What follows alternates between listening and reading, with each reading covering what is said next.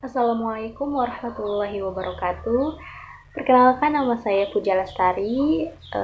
Pada video kali ini saya akan mempresentasikan materi komunikasi antar pribadi bab ke-9 yang berjudul manajemen konflik.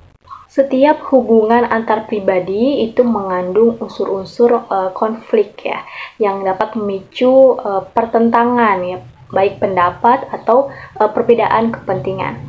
Nah, konflik ini itu situasi ya, di mana tindakan salah satu pihak itu berakibat menghalangi, menghambat, atau mengganggu tindakan pihak lain. Seperti pengertian manajemen konflik. Nah, istilah manajemen itu berasal dari bahasa Italia, ya, manager, yang berarti kuda-kuda atau secara harfiahnya itu to handle. Jadi yang mengendalikan. Selanjutnya pengertian konflik ya. Konflik itu berarti percekcokan gitu, pertentangan atau perselisihan ya.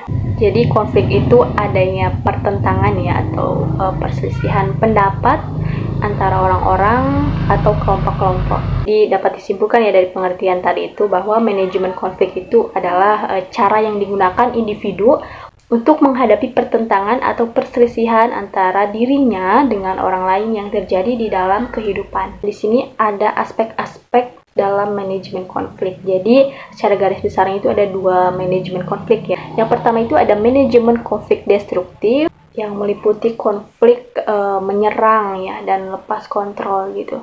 Jadi menarik diri ya dari situasi tertentu yang kadang-kadang itu sangat menakutkan gitu, hingga menjauhkan diri dari masalah tersebut, hingga menjauhkan diri ketika menghadapi konflik tersebut.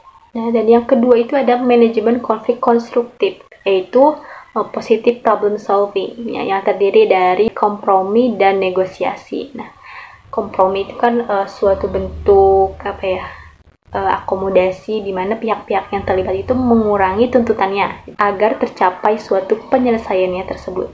Yang menurut para ahli nih, bahwa ketika individu itu terlibat suatu konflik, maka untuk menghadapinya itu seringkali mereka menggunakan dengan cara menggunakan religiusitas ya, dasar manajemen konflik, yaitu withdrawing atau menghindari atau memaksa atau melunak gitu, atau mengkompromi. Jadi individu itu menggunakan cara withdrawing.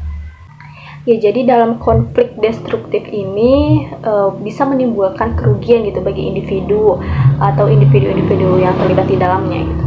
Karena konflik seperti ini tuh misalnya terjadi pada usia remaja gitu, yang tidak bisa bekerja sama gitu karena terjadi sikap permusuhan antar perorangan. Nah, jadi ada banyak keadaan di mana konflik ini dapat menyebabkan orang yang mengalaminya itu mengalami goncangan gitu. Jadi seperti ancaman itu ke dalam jiwa. Jadi kerugian yang ditimbulkannya itu seperti pertama itu kayak perasaan cemas atau tegang atau stres ya.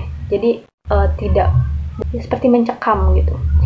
Terus komunikasinya menyusut, terus jadi merasa persaingannya itu semakin meningkat seperti itu. Nah, lain halnya dengan konflik konstruktif gitu. Konflik ini berkebalikan dengan konflik destruktif, karena konflik ini itu justru menyebabkan timbulnya keuntungan-keuntungan dan bukan kerugian-kerugian bagi individu atau organisasi yang terlibat di dalamnya. Jadi faktor-faktor yang mempengaruhi manajemen konflik ini, yang pertama ada faktor dari eksternal atau dari luar, itu kan yang meliputi seperti pendidikan dalam keluarga, terus lingkungan rumah dan sekolah, terus solidaritas suatu kelompok.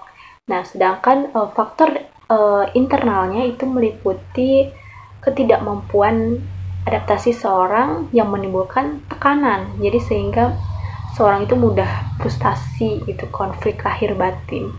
Jadi ketidakpekaan pada perasaan orang lain dan emosi yang masih labil seperti itu. Mungkin hanya itu presentasi materi ke-9 kali ini. Selanjutnya akan dilanjutkan di materi selanjutnya. Terima kasih. Wassalamualaikum warahmatullahi wabarakatuh.